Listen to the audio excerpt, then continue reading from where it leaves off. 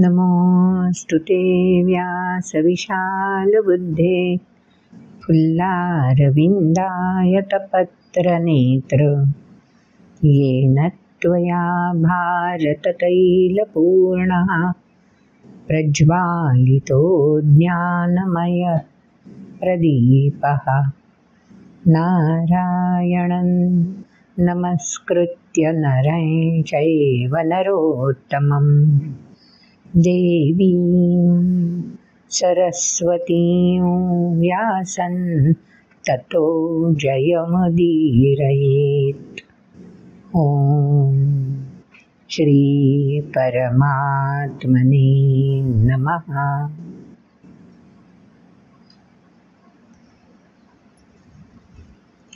मागच्या व्हिडिओमध्ये आपण 3 प्रकारची श्रद्धा म्हणजे 3 प्रकारचे मार्ग आपल्याला जीवन विकसित करत असताना कशा प्रकारे सामोरे येतात, कोणत्या मार्गाने आपण जाणं इष्ट ठरतं आणि त्यासाठी काही नियमावली आहे का, ती नियमावली जर मी जाणत नसलो, अभ्यास केलेला नसला त्या नियमावलीचा, तर मग माझं जीवन आधार कोणत्या मार्गाने विकसित होत राहील, या सगळ्या विषयी अर्जुनाने जिज्ञासा प्रकट केली आणि भगवंतांनी सांगायला सुरुवात केली.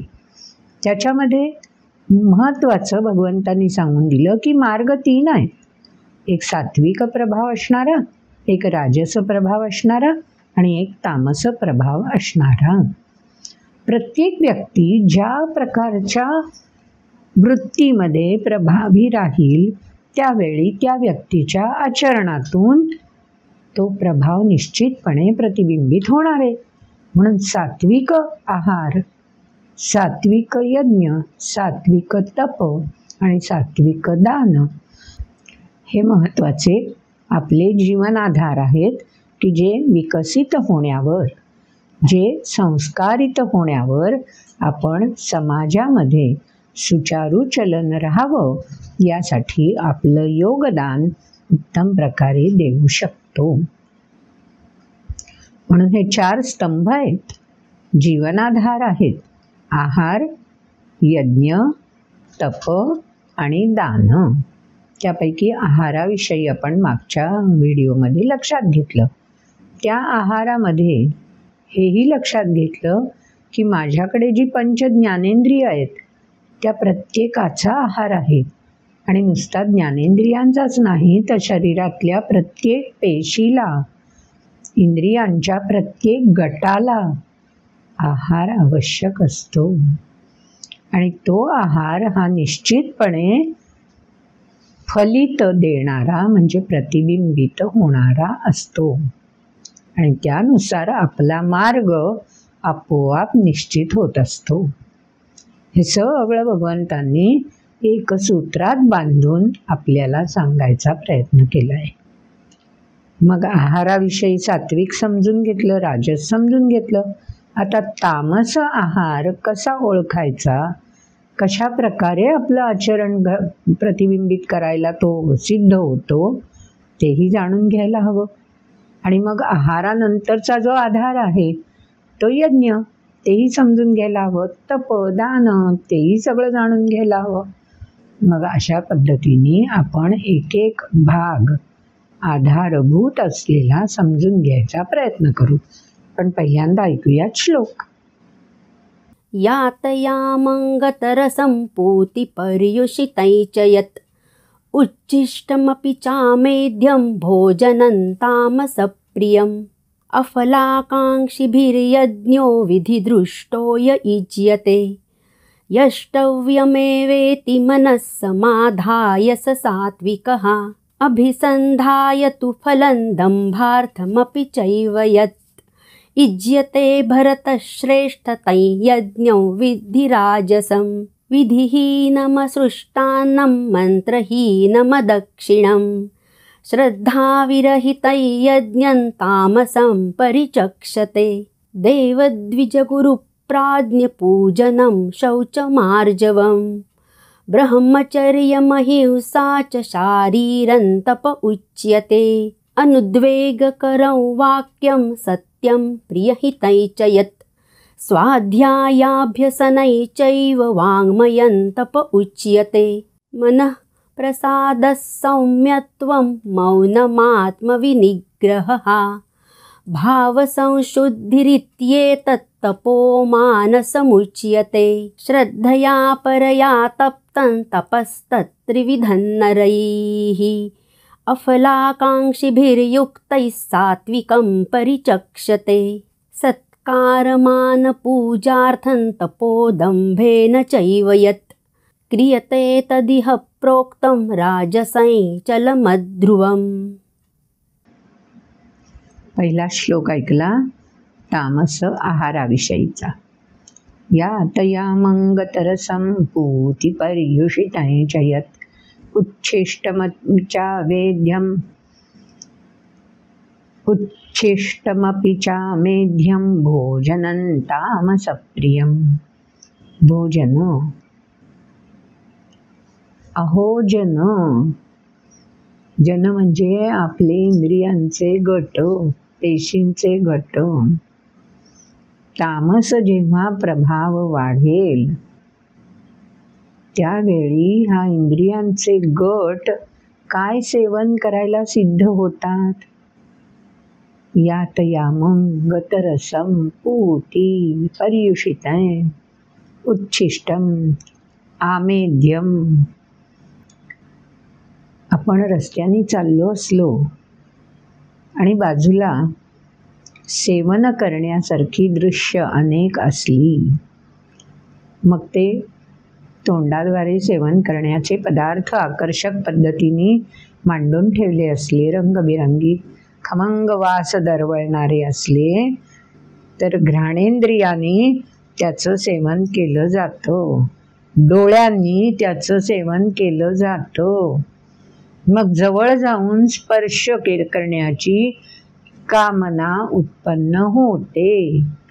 मग शेवटी आपण त्याचं प्रत्यक्ष भोजन सेवन करतो। पण दरवेळी भोजन करणं शक्य होईल असं नाही। मग आपण जाता जाता आहा काय वास दरवळलाय इथवरच थांबतो। काय छान पदार्थ बनवलेले मांडलेत नाही त्यांनी, डोळ्यांनी सेवन झालं। कोणीतरी कानांनी वर्णन करून सांगतं, ते मिष्टान्न भांडार आहे ना, तिथे अमुक एक पदार्थ फार छान मिळतो हो, की आमच्या कानांनी लगेच ते ग्रहण केलं। यावेळी नाही जमत, ते पुढच्या वेळी नक्की। सेवन झालंच आपोआप, म्हणजे प्रत्यक्ष सेवन। आणि अशा प्रकारे अध्याऋत सेवन हे पण आहेच।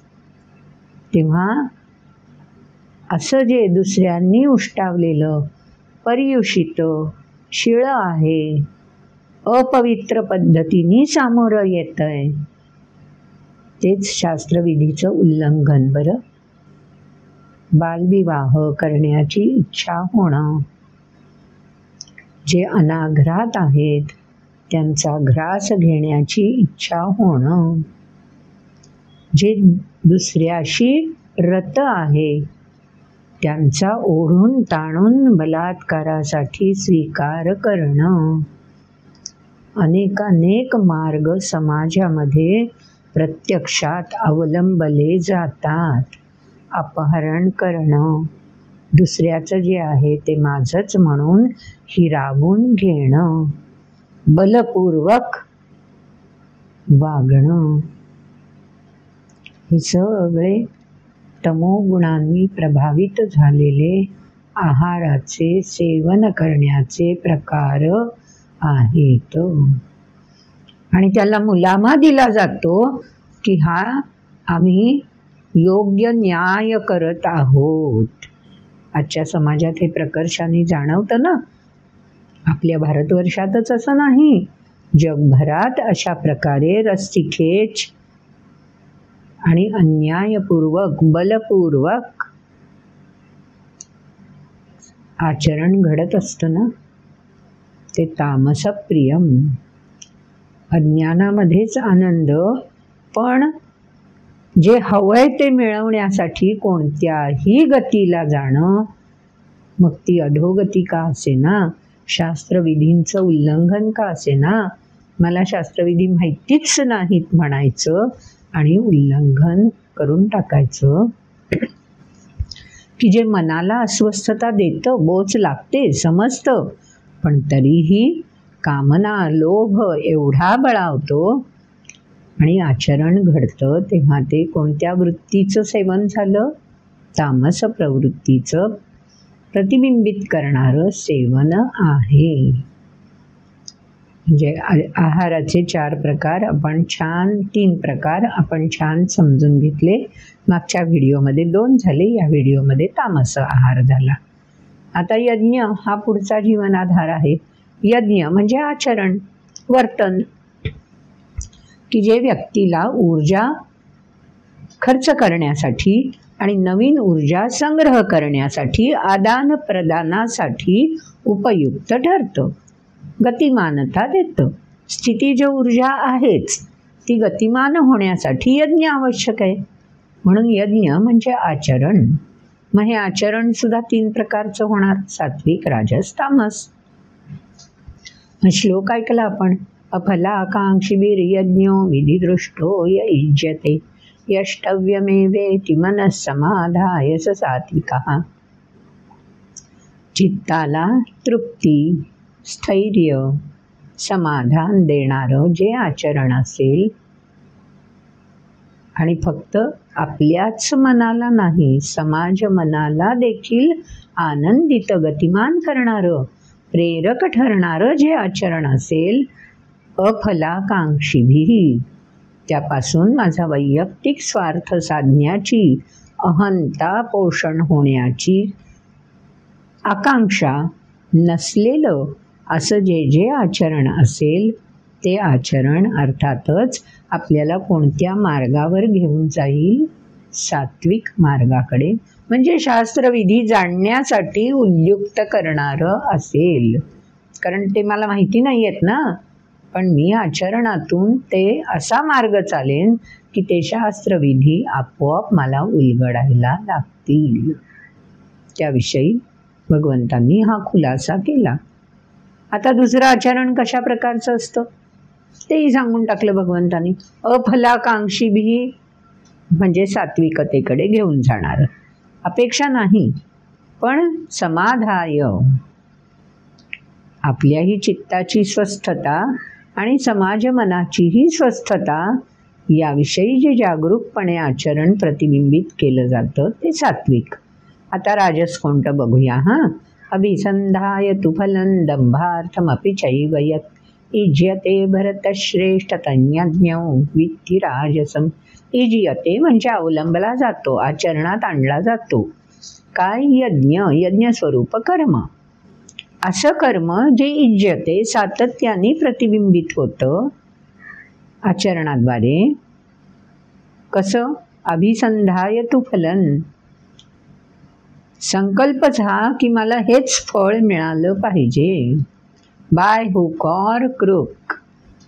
दंभार्थमपि चैव यत्, अपेक्षित फळ लोभ तृप्ती तरी झाली पाहिजे, नाही तर अहंकाराची तृप्ती तरी झाली पाहिजे, दंभ, किंवा त्यापासून मला जे हवंय ते प्राप्त होण्याची तीव्र इच्छा जेव्हा आचरणातून प्रतिबिंबित होते, त्यावेळी भरतर्षभ, भरतकुळातल्या श्रेष्ठ अर्जुना, सावध केलंय अर्जुनाला, बघ तुला कधी अशी इच्छा होऊ देऊ नकोस. तुझ्या आचरणातून अशा प्रकारची वृत्ती प्रतिबिंबित होता उपयोगी नाही. म्हणून भरतर्षभ, कारण भरतकुला, भरतश्रेष्ठ, भरतकुळाची ही परंपरा आहे. युद्ध समोर आहे ना, युद्धासाठी कौरव समोर ठाकलेत, ते मात्र कशा प्रकारचं यज्ञ करण्यासाठी इच्छा बाळगून आहेत. अभिसंधाय तु फलन, राज्य आम्हालाच हवं आहे. म्हणून आवर्जून भगवंत अर्जुनाला दक्ष राहायला, भरतश्रेष्ठ, भरतवंशातला श्रेष्ठ असा तू आहेस, तू मात्र कोणत्या यज्ञाचं, कोणत्या प्रकारचं आचरण करायचं त्याचा विचार कर, ते तुझ्या लक्षात यावं म्हणून हे सगळं मी तुला सांगत आहे की हा मार्ग कुठे घेऊन जाईल? राजसम. फळाची अपेक्षा करणारे ह्या मार्गाने धावतात. आणि अजून एक मार्ग शिल्लक उरला, कोणता? तामस. त्याच्यामध्ये काहीच विधिनिषेध नाही. मला हवंय तसं, मला हवंय तेव्हा, जेवढं हवंय तेवढं, हवं तर हवं, नाही तर नाही. इतरांचा काय संबंध? विधी नमसृष्टान्नम मंत्रही नमदक्षिणम. अदक्षिणम. कुणाला काही द्यायचा विचारच नसतो. मंत्रहीन म्हणजे शुचितेचा, पावित्र्यतेचा कुठेच वाघाराही लागत नाही. श्रद्धाविरहित यज्ञ. काही संकल्प करून त्यानुसार आचरण हा विषयच नसतो. कधी वाराने इकडे नेलं, चालले तिकडे, कधी त्या भरकटल्याच्या दिशेला चालले तिकडे. अशा प्रकारे असृष्टान्नम, कुणाचंच पोषण नीट न होता ज्यांचं आचरण घडत राहतं, विधिहीनम. असृष्टान्नम. सृष्ट म्हणजे सृजन. काही चांगलं समाजाप्रती पेरायचंय हा भावच नसतो. अशा प्रकारे जेव्हा आचरण घेतं, तामसम परिचक्षते. पूर्णत्वानी अशा प्रकारचं आचरण किंवा यज्ञ हा तू तामस मार्गाकडेच जाणारा आहे हे लक्षात घे, असं भगवंतांनी सांगून दिलंय. आता यज्ञाविषयी सावध केलं, जागरूक केलं, अर्जुनाला सांगून दिलं, प्रत्यक्ष प्रमाण पण दिलं. आता तिसरा जीवनाधार, आहार झाला, यज्ञ झाला. आता तप. तप म्हणजे सातत्य. आचरणातलं सातत्य हवं असेल तर आचरण कोणाकोणामार्फत केलं जातं? बरोबर, पहिलं उत्तर तर शरीरामार्फत केलं जातं. शरीर आहे म्हणून तर आचरण होऊ शकतं ना. त्यामुळे इंद्रियांमार्फत आचरण घडतं. आणि इंद्रिय म्हणजे प्रत्येक इंद्रिय स्वतंत्र नाही, एकत्रितपणे आचरणामध्ये ती इंद्रिय उपयोगात आणली जातात, म्हणून शरीर म्हणायचं. पण ह्या शरीराला चालना देणारं, कार्य करण्यासाठी, गतिमान होण्यासाठी प्रवृत्त करणारं काय काय आहे आपल्याकडे? बरोबर ओळखलं, शरीराशी जोडलेलं मन आणि अर्थात बुद्धी पण.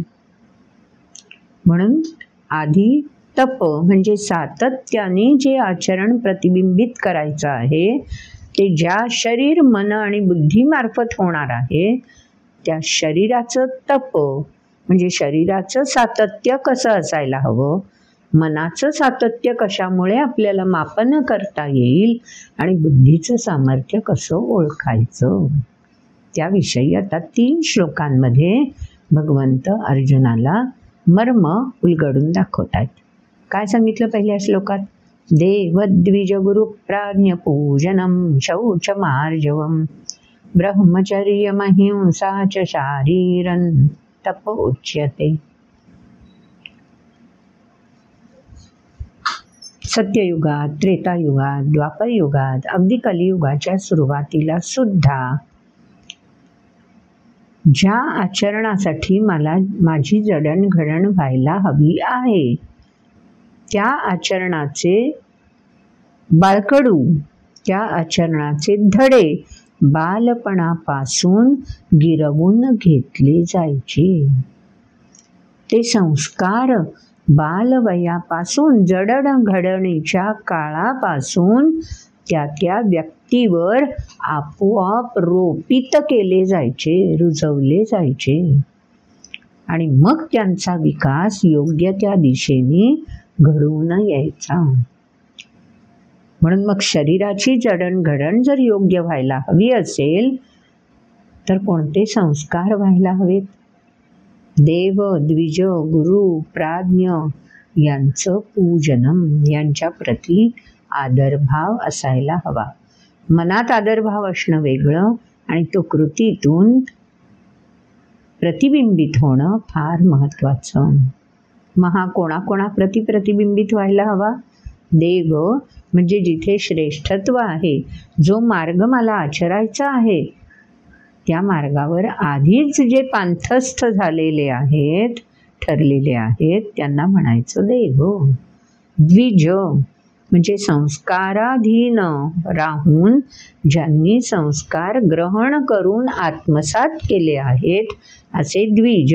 ज म्हणजे जन्मलेले, दोनदा जन्मलेले. दोनदा जन्मलेले म्हणजे एकदा जन्मना जायते शूद्राः असं पुरुष सूक्तात सांगून दिलंय की त्यावेळेला आपल्या शरीराविषयी भान जागृती नसतेच, जाणीवा अप्रगल्भ असतात. पण द्विज दुसरा जन्म कोणता? ज्या वेळेला मला माझ्या शरीराच्या क्षमतेची ओळख व्हायला लागलेली असते. शरीर हे मनबुद्धीशी जोडलेलं आहे, म्हणजे आचार हे मला विचारयुक्त राहून करता येतात, भावभावनांचा त्यांच्याशी मेळ घालता येतो. हे जेव्हा उलगडायला सुरुवात होते तेव्हा ती व्यक्ती द्विज बनते, मग ती कोणीही व्यक्ती असू दे. म्हणून अशी जी द्विज म्हणून संस्कारित झालेली व्यक्ती आहे त्या व्यक्तीचं पूजन म्हणजे त्या व्यक्तीचा मागोवा घेत अनुसरण करणं. गुरु म्हणजे श्रेष्ठत्व ज्या ठिकाणी प्रतिबिंबित होत आहे ते.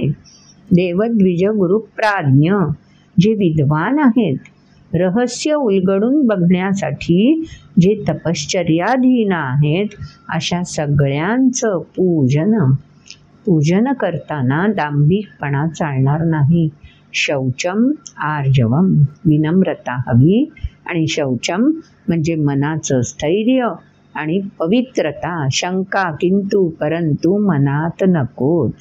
कशावरून मी पूजन करतोय व आपण हे द्विज आहेत की नाही, गुरु आहेत की नाही, प्राज्ञ आहेत की नाही. शौचम याचा अर्थ किंतु परंतु शंका हे सगळं किलमिश दूर सारलेलं असायला हवं, तरच पवित्रता आहे ना. आणि पुढच्या वेळीत काय सांगून दिलं? ब्रह्मचर्यम, अहिंसाचं. अहिंसा म्हणजे अकारण कोणालाही दुखवायचं नाही, ना आपल्या वाणीनी, ना आपल्या नजरेनी, ना आपल्या श्रुतींनी. साधा श्वास जोरजोरात सोडला गेला एखाद्याकडे बघून तरी त्याला जाणवतं की माझ्याबद्दल या व्यक्तीच्या मनात क्रोध जागृत झालेला आहे. ती पण आहे हिंसाचे बरं. तेव्हा ब्रह्मचर्य आणि अहिंसा असं एकत्र जोडलंय. ब्रह्म म्हणजे स्वतःच्या क्षमतेची जाणीव. ती जाणीव व्हायला लागली की अहंतेमुळे हिंसा आचरणातून प्रकट व्हायला लागते. म्हणून ब्रह्मचर्याची जाणीव व्हायला लागली क्षमतेची की अहिंसा ही त्याला जोडून आचरणातून प्रतिबिंबित झालीच पाहिजे, कोणालाही न दुखावणं. असं जेव्हा आचरणातून आपल्याकडून वर्तनातून घडायला लागेल तेव्हा त्याला म्हणायचं शारीर तप. संकल्पित होऊन संस्कारित होणं. आता मनाचं तप कोणतं समजून घेऊया. अनुद्वेगकरं वाक्यं सत्यं प्रियहितं च यत् स्वाध्यायाभ्यसनं चैव वाङ्मयं तप उच्यते. मन प्रकट होतं ते वाणीद्वारे, म्हणून वाङ्मयन. वाणी देह बोली म्हणतो ना आपण, तेव्हा वाणी म्हणजे तोंडाने उच्चार करणं एवढंच नाही मर्यादित, संपूर्ण देह बोली. ती कशी व्यक्त व्हायला पाहिजे? अनुद्वेगकरं वाक्यं, उद्वेग न आणणारं वाक्य म्हणजे आचरण. आपल्याला उद्वेग आला आहे हे सुद्धा आचरणातून प्रकट होता कामा नये.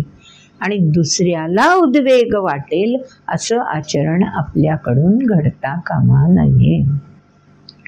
सत्यम जे शाश्वत आहे त्याच्या प्रती दृढता असायला हवी.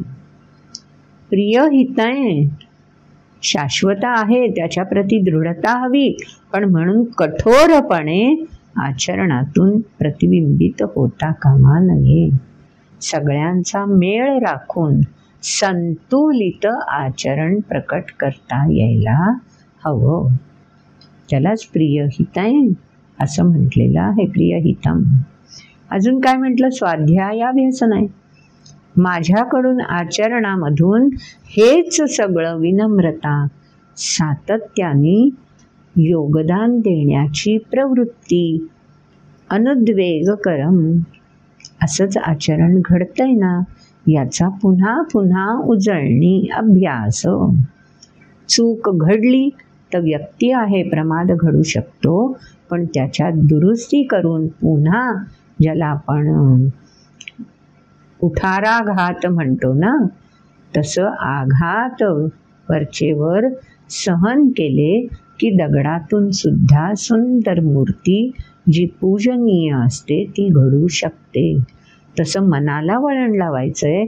त्यामुळे मन चंचल असल्यामुळे पुन्हा पुन्हा धाव घेतं, त्याला पुन्हा पुन्हा खेचून आणावं लागतं. म्हणून स्वाध्याय आणि अभ्यास आवश्यक आहे मनाच्या बाबतीत. हे झालं मनाचं तप. आता तिसरं बघूया पुढच्या श्लोकात काय सांगून दिलंय. मनः प्रसाद सौम्यत्वं मौनमात्मविनिग्रहः भाव संशुद्धिरित्येतत् तपो मानसमुच्यते. मानस, मन चंचल आहे ते, पण तेच मानस बनलं की आपण मानस शब्द केव्हा वापरतो? हेतू, उद्देश, संकल्प. तुझा मानस तरी काय आहे? म्हणजे मानस हा शब्द हेतू, उद्देश, संकल्प या अर्थाने या ठिकाणी वापरला आहे. आणि हेतू, उद्देश किंवा संकल्प हा फक्त चंचल मनाशी निगडीत नाही आहे, तो बुद्धीशी निगडीत आहे. म्हणून या श्लोकामध्ये महत्त्वाचं काय सांगून दिलं आहे? मनः प्रसाद सौम्यत्वम. सौम्यता ही सहजासहजी आचरणातून प्रतिबिंबित होत नाही. त्यासाठी अभ्यास आधीच्या श्लोकात सांगून दिला आहे. विवेकबुद्धीचा अंकुश हा चंचल मनाशी जोडला की मग बरोबर ते मन संयमित होतं. स्थिरता त्याला प्राप्त होते. मग भाव संशुद्धी, मग तमोगुण, रजोगुण, सत्वगुण यांची संशुद्धी, घासून पुसून लख्ख असं त्यांचं चित्र आपल्याला उमगायला लागतं, जाणीवेत प्रगल्भतेने प्रकटायला लागतं. कारण हे सगळं रजिस्टर होणं बुद्धीमध्ये आवश्यक आहे. म्हणून भाव संशुद्धी शब्द वापरला आहे. आणखीन काय म्हटलंय? मौनम. पाणी जेव्हा स्थिर असतं तेव्हा त्याचा खळखळाट ऐकू नाही येत. मौनम. चंचल मन असतं ते खळखळाट करतं, आणि जेव्हा विवेकबुद्धीशी मन जोडलं जातं आणि संयमित होतं तेव्हा आपोआप स्थैर्य, मौनम प्रत्ययाला येतं. त्यासाठी काय आवश्यक आहे? आत्मविनिग्रह, विशेषत्वाने निग्रह, निश्चय, संकल्पित होणं, ध्येयाप्रती दृढ होणं आवश्यक आहे. यालाच काय म्हणायचं? मानस. मानस तप म्हणजे संकल्पाप्रती दृढता, म्हणजेच बुद्धीशी मन आणि शरीर एकत्रितपणे जोडलेले असणं. आता अशा प्रकारे ह्या तिन्हीची एकत्रित मोठ बांधली पाहिजे पहिल्यांदा, मग मार्गावर चलन सुरू होईल. म्हणून तपाच्या बाबतीत आधी कोणाकोणाला एकत्रित करायचंय? शरीर, मन आणि बुद्धीला. ते महत्त्वाचं या 3 श्लोकात सांगून दिलं.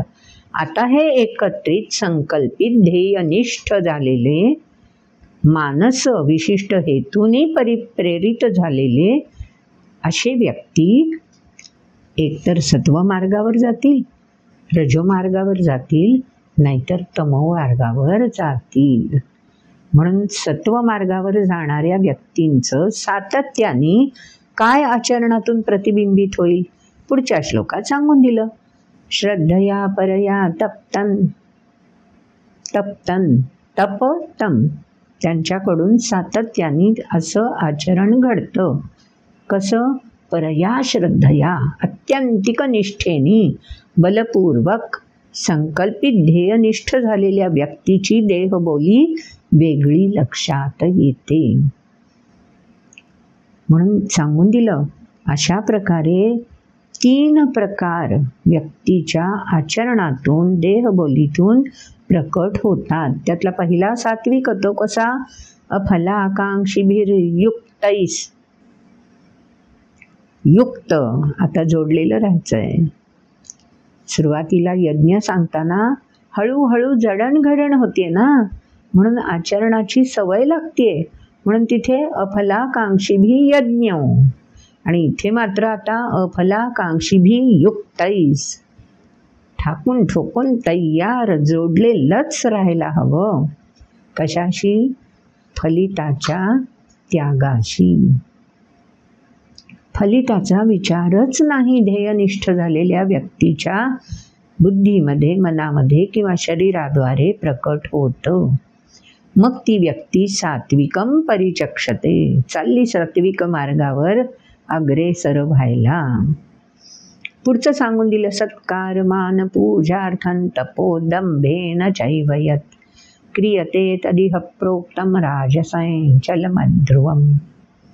अध्रुव, अस्थिरता, हा संकल्प की तो संकल्प, हे ध्येय की ते, एकनिष्ठता नाही. चलम, चंचल, गतिमान आहे, पण त्या गतिमानतेमध्ये सातत्य, स्थैर्य नाही. एकाच दिशेने मला गतिमान राहायचंय, एकाच ध्येयाप्रती परिपूर्ती करण्यासाठी चलम असायचंय, हे मात्र नाही जमत. का? कारण वाटेत डोंगर आहेत ना. कोणकोणते डोंगर खुणावत असतात? सत्कार मान पूजार्थन. अरे आदर सन्मान मिळायला पाहिजे, सत्कार व्हायला आहे ना लक्ष. मी जी कृती करतोय त्याच्याकडे सगळ्यांचं लक्ष वेधलं जातंय ना. ते नसेल तर कशाला करायचंय? म्हणून सांग, सत्कार मान पूजार्थन दंभेन, काही मिरवायचंय म्हणून कृती करायची आहे, म्हणून आचरण करायचंय. मग मी शरीर बुद्धी मन सगळं एकाग्र ठेवणार, पण केंद्र कुठलं, फळ कुठलं मला मिळायला पाहिजे? सत्कार मान. अशा प्रकारे जेव्हा व्यक्ती मार्ग निवडून आचरण करायला लागते आणि मार्गावर अग्रेसर होते, तेव्हा स्वाभाविक कोणता गुण प्रभावशाली असणार? राजस गुण. आता पुढे तामस गुणाविषयी काय सांगितलंय ते पण जाणून घ्यायचंच आहे आपल्याला, पण त्यासाठी आधी ते श्लोक ऐकले पाहिजेत, मग आपल्याला त्याच्याविषयी जाणता येईल. ऐकूयात श्लोक. मूढग्राहेणात्मनो यत् पीडया क्रियते तपः परस्योत्सादनार्थं वा तत्तामसमुदाहृतं दातव्यमिति यद्दानं दीयते नुपकारिणे देशे काले च पात्रे च तद्दानं सात्विकं स्मृतं यत्तु प्रत्युपकारार्थं फलमुद्दिश्य वा पुनः दीयते च परिक्लिष्टं तद्दानं राजसं स्मृतम् आदेशकाले यद्दानमपात्रेभ्यश्च दीयते असत्कृतमवज्ञातं तत्तामसमुदाहृतम्. ॐ तत्सदिति निर्देशो ब्राह्मणस्त्रिविधः स्मृतः ब्राह्मणास्तेन वेदाश्च यज्ञाश्च विहिताः पुरा तस्मादोमित्युदाहृत्य यज्ञदानतपः क्रियाः प्रवर्तन्ते विधानोक्ताः सततं ब्रह्मवादिनां तदित्यनभिसन्धाय फलं यज्ञतपः क्रियाः दानक्रियाश्च विविधाः क्रियन्ते मोक्षकाङ्क्षिभिः सद्भावे साधुभावे च सदित्येतत् प्रयुज्यते प्रशस्ते कर्मणि तथा सच्छब्दः पार्थयुज्यते यज्ञे तपसि दाने च स्थितिः सदिति चोच्यते कर्म चैव तदर्थीयं सदित्येवाभिधीयते अश्रद्धया हुतं दत्तं तपस्तप्तं कृतं च यत् असदित्युच्यते पार्थ न च तत्प्रेत्य नो इह. ॐ तत्सदिति श्रीमद्भगवद्गीतासु उपनिषत्सु ब्रह्मविद्यायां योगशास्त्रे श्रीकृष्णार्जुनसंवादे श्रद्धात्रयविभागयोगो नाम 17 श्लोक तर ऐकले आपण. पहिल्या श्लोकात सांगून दिलंय, मूढग्राहेण, संकल्प, दृढता, निश्चय किती महत्त्वाचं असतं जीवनात. मानस, हेतू, उद्देश, मनसुबा किती समानार्थी शब्द आहेत.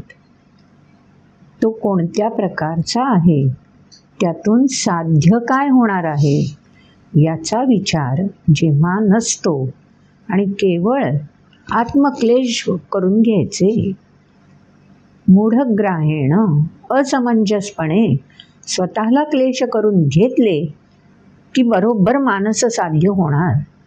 अशा अप्रगल्भ विचारामुळे काही जण आत्मक्लेश स्वीकारतात, तेव्हा तो मार्ग तामस गुणांनी प्रभावित झालेला असतो. किंवा आत्मक्लेश करणारे काही जण असू शकतात आणि काही जण परस्य उत्सादनार्थम दुसऱ्याला क्लेश झाले पाहिजेत म्हणून मी, अशा पण वृत्तीचे लोक आपल्याला आचरण करताना आढळतात ना. तेव्हा एक तर दुसऱ्याला क्लेश व्हावेत म्हणून किंवा आत्मक्लेश करून असा मनसुबा ठेवून जेव्हा आचरण केलं जातं तेव्हा ते श्रेष्ठतेकडे कसं बरं घेऊन जाईल ना. त्याच्यामध्ये कोणती कामनापूर्ती आहे, काहीच नाही. केवळ असमंजसपणा आणि अट्टहास, दुराग्रह याच्याखेरीज काहीच नाही. म्हणून मग हा मार्ग निश्चितपणे तामस गुणांनी प्रभावित असलेला मानला जातो. आत्मक्लेश आवश्यक आहेत. दुसऱ्याला क्लेश देणं सुद्धा चुकीचं नाही आहे, पण ते कोणत्या उद्देशाने, कोणत्या ध्येयाने प्रेरित होऊन, कोणत्या संकल्पपूर्तीसाठी केलं जातं आहे ते अतिशय महत्त्वाचं आहे. म्हणून पहिला शब्द आहे मूढग्राहेण. असमंजसपणे नाही होता कामा. संकल्प करताना त्याच्याशी शरीर, मन, बुद्धी हे तिन्ही विवेकपूर्ण प्रीतीने जोडलं गेलं पाहिजे. मन स्थिर असलं पाहिजे, संयमित असलं पाहिजे आणि मग संकल्पित होणं गरजेचं आहे. म्हणून तामसम म्हणजे केवळ आत्मक्लेश किंवा परस्योत साधनार्थम असं नाही आहे. त्यामागचा मानस महत्त्वाचा आहे, उद्देश, मनसुबा महत्त्वाचा. आता चौथा आधार, जीवनाधार 4 सांगून दिलेत. पहिला आहार, दुसरा यज्ञ. यज्ञ म्हणजे आचरण की जे स्थितीज ऊर्जेला गतिमान करतं. यज्ञामध्ये तेच होतं ना. हो, यज्ञामध्ये हवन केलं जातं. मग ते तीळ हवन केले जातात, तूप हवन केलं जातं किंवा समिधा अर्पण केल्या जातात. या सगळ्यांमध्ये काय असतं? ऊर्जा असते. ती ऊर्जा कशी असते? स्थितीज असते. ती ऊर्जा जेव्हा अग्नीमध्ये अर्पण केली जाते तेव्हा ती गतिमान बनते. म्हणून अग्नी आणखी प्रज्वलित होतो. म्हणजे ती ऊर्जा गतिमान व्हावी हाच तर यज्ञामागचा उद्देश असतो. म्हणून मग कोणतीही आचरण, कोणत्याही प्रकारचं आचरण हे आपल्याला गतिमानतेला प्रेरक आणि पूरक ठरणारं असतं. मग ती गतिमानता कोणत्या कारणासाठी आहे यानुसार सात्विक, राजस, तामस आले ना. 3 मार्ग आपोआपच. जसं यज्ञ कोणत्या उद्देशाने केला जातोय हे महत्त्वाचं आहे, अगदी तसंच तपाचरण, सातत्याने आचरण कोणत्या उद्देशाने घडतंय, आहार कोणत्या उद्देशासाठी आणि कोणत्या उद्देशाने सेवन केला जातोय, सगळीकडे मानस महत्त्वाचा. तसा आता चौथा जीवनाधार महत्त्वाचा सांगून दिलाय, दान. शास्त्रविधी जो शब्द आहे ना, अर्जुन म्हणतोय उत्सृज्य यजंते श्रद्धयान्विताः. मी निष्ठापूर्वक आचरण करेन पण मला शास्त्रविधी माहिती नाही आहेत. म्हणून भगवंत आवर्जून हे 3 मार्ग सांगतायत की शास्त्रविधी उत्सृज्य उल्लंघन तुझ्याकडून झालं आणि श्रद्धेने आचरण घडलं तरी सुद्धा अशा प्रकारे तू विकसन स्वतःचं करायला हवंस की तुला संकल्प ध्येयनिष्ठ होणं आवश्यक आहे. आणि संकल्प ध्येयनिष्ठ व्हायचं असेल तर त्यासाठी शास्त्रविधींची जाण गरजेची आहेच. म्हणून 16व्या अध्यायाच्या शेवटच्या श्लोकात भगवंतांनी आवर्जून तस्मात् शास्त्रम विधानन्ते, ते शास्त्रविधान जाणून घेणं आवश्यक आहे. हां, सुरुवातीला नाही कळणार आचरण सुरू होईल, पण एकदा मार्गक्रमण करायला लागल्यावर त्यातले भेद लक्षात आले की तुला माघारी फिरून योग्य मार्गावर जाता यावं, म्हणून ह्या 17व्या अध्यायाची रचना आहे. तेव्हा शास्त्रविनीत न जाणता मी मार्ग स्वीकारलाय आणि संकल्पित होऊन आचरण सुरू केलंय, पण ते आचरण मला कोणत्या दिशेने घेऊन जाणार आहे, कोणत्या प्रकारची प्रगल्भता माझ्यामध्ये विकसित करणार आहे, सात्विक राजस की तामस, हे या अध्यायातून मला उलगडणार आहे. आणि मग जर ते योग्य नसेल तर मी माघारी येऊन योग्य मार्गाकडे जाऊ शकेन, म्हणून 17व्या अध्यायाची रचना. आता दानाविषयी पण सांगून दिलंय. दान करण्याची इच्छा प्रत्येकाला असते हो. अगदी छोटं मूल सुद्धा आनंदाचं दान देत असतं. काय निरागसपणे, निर्व्याजपणे त्याचे डोळे हसतात, त्याचं शरीर हसतं, सगळंच त्याचं हास्य आपल्यासाठी त्याचं ते दानच असतं ना. अगदी छोटंसं आपण त्याच्यासाठी काहीतरी केलं तर ते इतकं सुंदर हसून आपण केलेली कृती स्वीकारतं आणि त्या बदल्यात भरभरून आनंदाचं दान आपल्याला देतं. हे एक दान झालं. दुसरं दान, मला काय मिळणार आहे ते आधी कळलं की मग मी द्यायचा विचार करेन. थोडी मोठी झाल्यावर मुलं हे पण दान करतात, होय ना. आधी मला काय, मग हे पण एक प्रकारचं दान झालं. आणि तिसरं दान, मी ठरवलंय ते कोणासमोर काय आहे, काय काय मला वाटतं मी दिलं, हा पण एक प्रकार झाला. बस, दान देखील 3 मार्गांकडे आपल्याला विकसित करणारं, एक सात्विक, एक राजस, एक तामस. मग श्लोकांमध्ये ते वर्णन केलेलं ऐकलं आपण आत्ताच. दातव्यमिति यद्दानं दीयते नुपकारिणे देशे काले च पात्रे च तद्दानं सात्विकं स्मृतम. बालपणातलंच दान काही विचारात नाही ना घेऊन चालणार. आयुष्यभरामध्ये जेव्हा आपण प्रगल्भतेकडे वाटचाल करतो तेव्हा दान जाणीवपूर्वक दिलं जातं. ते योगदान बनलं पाहिजे, म्हणजे ते सात्विक होतं. मग योगदान केव्हा बनेल? अनुपकारिणे, कोणावर उपकार करायचा आहे म्हणून नाही, मी आधी भरभरून घेतलेलं आहे, मला देणं हे दायित्व निभावायचं आहे, म्हणून जेव्हा दीयते, दिलं जाईल. दातव्यम इति, ते दायित्व आहे माझं. आणि मग ते कुठे द्यायचं आहे? हां, द्यायचं आहे खरं, दिलंच पाहिजे म्हणून देणार आहे, पण ज्याला आवश्यकता आहे, ज्याचं विकसन त्या योगदानामुळे होऊ शकणार आहे, तिथे द्यायला हवं ना, तर ते सात्विक मार्गावर जाईल.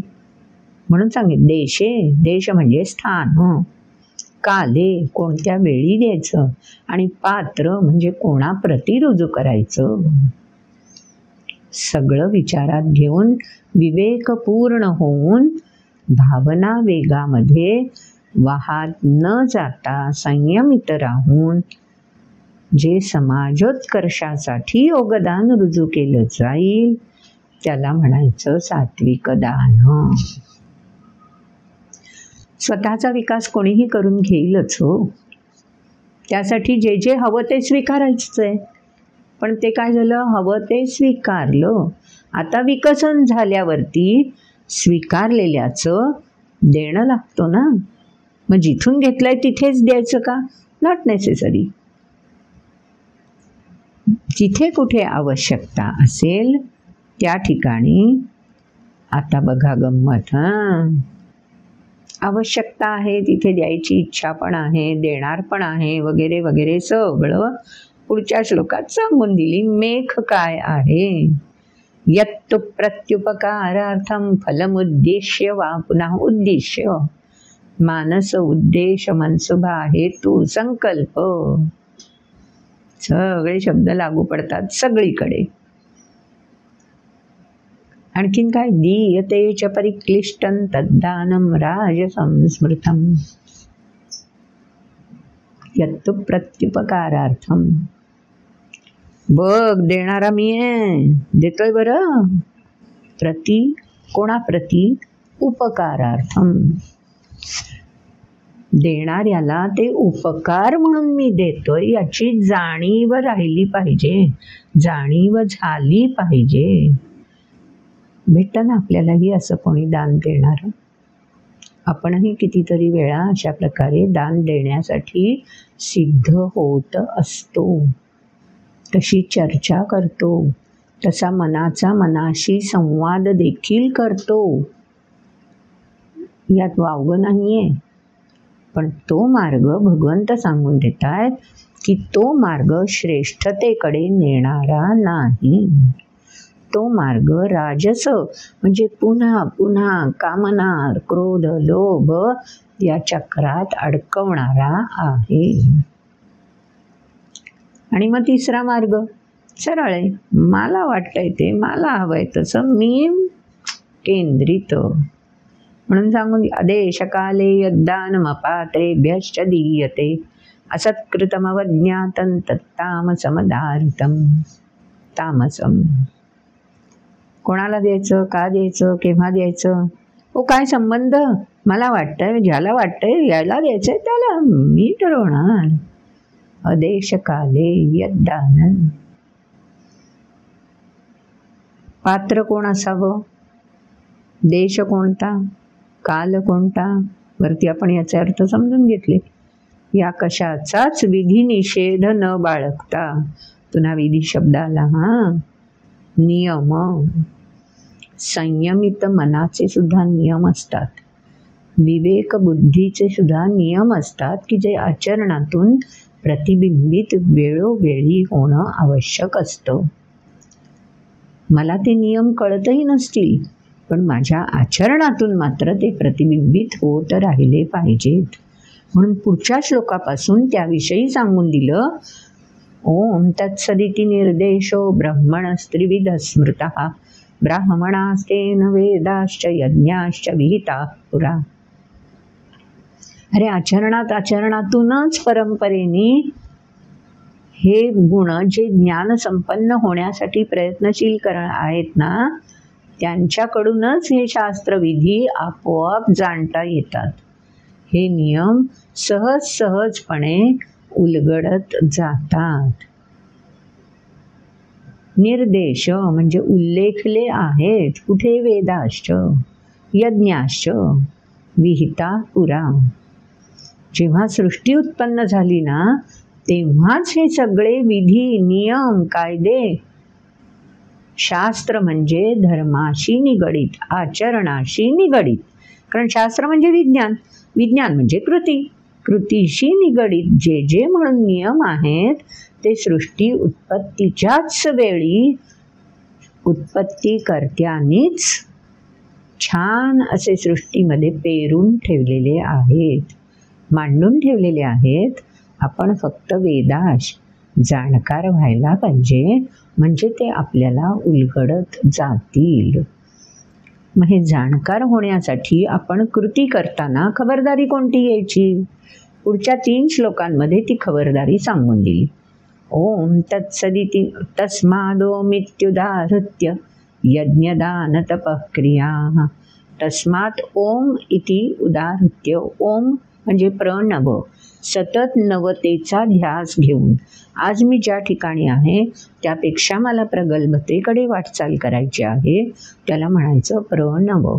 ओमला प्रणव म्हणतात. आणि हा ओम किंवा प्रणव कुठे वापरला जातो? प्रत्येक मंत्र म्हणजे मनाला त्रायते, मनाला अधोगतीपासून तारणारा जो आहे तो मंत्र म्हणजे शास्त्रविधी. म्हणून त्या शास्त्रविधींना अनुसरून जी क्रिया, यज्ञ, दान, तप, कोणत्याही प्रकारची क्रिया जेव्हा अशा प्रकारे, हा मागोवा कुठे घेता येईल? ब्राह्मणास्तेन वेदाश्च यज्ञाश्च विहिताः पुरा. पूर्वासुरींनी हा सगळा रस्ता आपल्यासाठी सिद्ध करून ठेवलेला आहे. आपण वाटचाल करतो ती रस्त्यावरच्या खुणा लक्षात घेऊनच करतो ना. पत्ता शोधायचा असेल तर अशा प्रकारे मार्गातल्या खुणा आजकाल तर गुगल मॅपच असतो ना, उजवीकडे वळा, पुढच्या चौकापर्यंत जा, पुन्हा डावीकडे वळा, सरळ जा, 10 मिनिटं चाल. अरे हेच तर आहे. तेच आमच्या पूर्वासुरींनी सगळं ब्रह्मण सृष्टी उत्पत्तीच्या वेळीच हे सगळं अभ्यासपूर्वक तपपूर्वक मांडणी करून ठेवलेली आहे. ती जाणण्यासाठी मी संकल्पित होऊन यज्ञ दान तपक्रिया करत आचरण सेवन करत राहिलं पाहिजे. सेवन म्हणजे विकसनासाठी प्रगती करत राहिलं पाहिजे. प्रवर्तन्ते विधानोक्ता सततं ब्रह्मवादिनः. विधान उक्ता, विधान नियम सांगूनच दिलेत. व्यावहारिक नियमांविषयी सांगून दिलेला आहे. तू फक्त जागरूकपणे दृष्टी सजग ठेवायची आणि शोध घ्यायचा. पुढच्या श्लोकात सांगून दिलं, तदित्यनभिसंधाय फलां यज्ञतपः क्रियाः दानक्रियाश्च विविधा क्रियन्ते मोक्षकांक्षिभिः. ज्यांना शास्त्रविधान जाणून घ्यायचं आहे, परमोत्कर्ष साधायचा आहे, त्यांनी ओमचा वेध घ्यावा, ओमचा ध्यास घ्यावा आणि त्या उत्पत्तीकर्त्याशी संधान जोडण्यासाठी अग्रेसर राहावं. त्या उत्पत्तीकर्त्यापर्यंत प्रवास झाला की तिथून पुढे उल्लंघन कसं करायचं ते शास्त्रविधी आपोआप उजागर होत जातात. पण मला मोक्षकांक्षीभिही, मला या देहक्रिया ज्या आहेत त्याच्यापासून मुक्ती मिळवायची आहे. ही प्रकृती जी मला 3 गुणात बांधून ठेवते, त्या 3 गुणांच्या बंधनाचा काच मला नको आहे. मोक्षकांक्षीभिही. हे जर माझं मर्यादित ध्येय असेल, संकल्प असेल, मानस असेल, तर मी कशाचा उल्लेख, कशाचं डोळ्यासमोर विधान ठेवलं पाहिजे? तत् व्यापक, माझ्यापुरतं मी नाही राहता कामा. जे जे सृष्टीमध्ये व्यापून आहे त्या सगळ्यामध्ये तत् आहे, हा भाव जागृत ठेवायला हवा. तदित्यनभिसंधाय फलाय यज्ञ तपक्रिया. या सगळ्याची जी फलितं मिळतील ती फलितं तत् व्यापकतेमध्ये अर्पण करायला हवी. समर्पित वृत्ती जागृत करायला हवी. म्हणजे 3 मार्ग कसे सांगून दिलेत. एक, मला उत्पत्तीकर्त्यापर्यंत पोहोचायचंय, ओम. तत् म्हणजे सृष्टीतली व्यापकता मला जाणवून घ्यायची आहे, त्यासाठी समर्पित राहायचं आहे, तत्. आणि आता तिसरं, सत्. म्हणजे जे आहे ते सत आहे, शाश्वत आहे, त्याविषयी समजून घ्यायचं असेल तर पुढच्या श्लोकात सांगू दिलं, सद्भावे साधुभावे च सदित्ये तत्प्रयुज्यते प्रशस्ते कर्मणि तथा सच्छब्द पार्थ युज्यते. सत याचा जप, सत याचा भाव सातत्याने चित्तामध्ये, शरीराच्या अणुरेणूमध्ये जागृत राहायला हवा.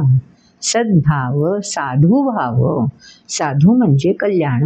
अर्जुनाने 2ऱ्या अध्यायात शिष्यत्व व्यक्त करताना मागणी केली, यत् श्रेयस्यान् निश्चितं ब्रूहि तन्मे. श्रेय काय आहे ते मला हवंय. मला हा तात्कालिक युद्धातला विजय अपेक्षितच नाहीये.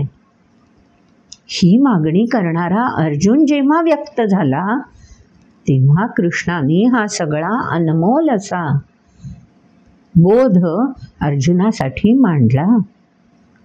तेव्हा कशाची मागणी करायची, ध्यास कोणता घ्यायचा, संकल्प कोणता करायचा, मानस कोणता असला पाहिजे, हे उलगडण्यासाठी ही परिशिष्ट फार उपयुक्त ठरतात. प्रशस्ते कर्मणि तथा सच्छब्द पार्थ युज्यते. कर्मामधली व्यापकता, कर्मामधली समग्रता जर प्रत्ययाला यायला हवी असेल तर सत्वर केंद्रित राहायला हवं, असं भगवंतांनी स्वतःच सांगून दिलंय. आणि मग पुढे समग्रता एकत्र केली पाहिजे ना. म्हणून समग्र एका 2 श्लोकांमध्ये कसं सांगून दिलं बघा भगवंता. यज्ञे तपसि दाने च स्थितिः सदिति चोच्यते कर्म चैव तदर्थीयं सदित्येवा विधीयते. कर्म च एव तत् अर्थीयं. त्यासाठीच कर्म रुजू करत राहणं म्हणजे सतचा प्रत्यय मिळणं. शाश्वत जे आहे ते प्रत्ययाला येणं. आपल्या मराठीमध्ये काव्यरचना इतक्या सुंदर आहेत. सावरकरांची रचना असेल, जे जे उत्तम उदात्त सुंदर महान मधुर ते सुंदर काव्य आहे. प्रत्येक ओळ अशी आपल्याला सतत ओम सगळा प्रवास घडवून आणते. सावरकरांचं जीवन अशा प्रकारे भगवद्गीतेला साक्षी ठेवून आचरणातून प्रतिबिंबित झालेलं आहे. आजही त्यांच्या जीवनातली तत्व, त्यांच्या जीवनातले आधार, शास्त्र विधान हे का अभ्यासले जातात? हेच तर गमक आहे. शेवटच्या श्लोकात सांगून दिलंय, अश्रद्धया हुतं दत्तं तपस्तप्तं कृतं च यत् असदित्युच्यते पार्थ न च तत्प्रेत्य न इह. न च तत्प्रेत्य न इह प्रेत्य. म्हणजे जीवनाधार संपला की जो प्रवास सुरू होतो ते प्रेत्य. इह म्हणजे जीवनाधार आहे त्याच कालावधीमध्ये. सत जर उलगडायला हवं असेल तर अश्रद्धया हुतं दत्तं. जे जे आचरण तपस्तप्तं कृतं च यत्. जे जे आचरण अश्रद्धया दृढतापूर्वक संकल्पित होऊन मानस निश्चित करून प्राप्ती काय हवी आहे याविषयी प्रगल्भता न आणता जे जे म्हणून केलं जाईल, हुतं दत्तं तप. तप दान यज्ञ. हुत म्हणजे यज्ञ, दान तप. जे जे अशा प्रकारे समर्पित करायचा प्रयत्न केला जाईल अश्रद्धया. निष्ठाच नाहीये, पायाच डळमळीत असेल तर ती इमारत काय भविष्य देईल हो? किती काळ त्या इमारतीचं आयुष्य आपण गृहीत धरू शकतो? जीवनाधार असा प्रगल्भ मजबूत असायला हवा. 17व्या अध्यायाचं गमक हेच आहे. आणि ही दोन्ही परिशिष्ट स्वरूप असणारे अध्याय यासाठी आपण पुन्हा पुन्हा आचरणातून प्रतिबिंबित कसे होतील यावर लक्ष केंद्रित करायला हवं. दक्ष राहायला हवं, सावध राहायला हवं आपल्या संकल्पांसाठी. असा हा 17वा अध्याय श्रद्धात्रय विभाग योग. पुन्हा पुन्हा ऐकत राहावा असा, पुन्हा पुन्हा त्यातलं रहस्य उलगडून बघावं आणि आपल्यामध्ये रुजवून आचरणातून व्यावहारिकदृष्ट्या प्रतिबिंबित करत राहावं असं शिकवणारा हा 17वा अध्याय. हा व्हिडिओ आपण इथेच संपन्न करूया. या 17व्या अध्यायाचं मर्म असं सातत्याने प्रत्येकाने आपापल्या परीने उलगडायचा प्रयत्न करत राहूया. आवडला असेल हा व्हिडिओ तर लाईक जरूर करा. आपल्याला काही प्रश्न पडले असतील तर कमेंट बॉक्समध्ये जरूर विचारा. शेअर तर आपण करत असालच. आणि चॅनल अजून सबस्क्राईब केला नसलात ना तर जरूर सबस्क्राईब करा हां. म्हणजे बेल आयकॉन क्लिक केलं की आपल्याला नोटिफिकेशन येत राहतील. तेव्हा भेटूया पुढच्या व्हिडिओमध्ये. नमस्कार.